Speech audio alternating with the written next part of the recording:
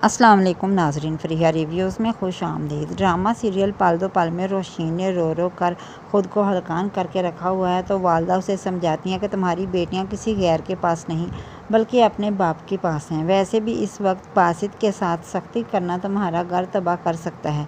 फिर यास्मीन बेगम ने बासित की वालदा को फ़ोन करके यही कहा कि मैंने अपनी बेटी को हंसता बसता घर बसाने के लिए आपको सौंपा था, मगर आप लोगों ने तो उसे उजाड़ कर मेरे पास वापस भेज दिया।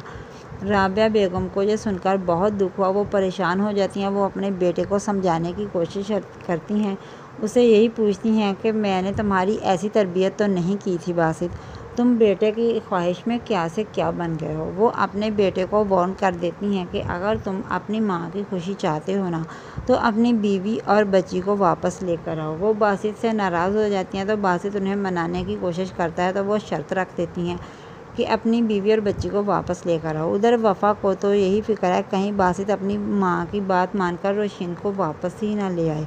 अगर ऐसा हो गया तो सारा खेल ख़त्म हो जाएगा और मैं ये बाजी हार नहीं सकती। उसके लिए वो चाहे कुछ भी करने को तैयार है। वो तो राबिया बेगम को रास्ते से हटाकर अपना मिशन पूरा करना चाहती है। इसमें वो अपनी माँ को भी साथ मिला लेती है।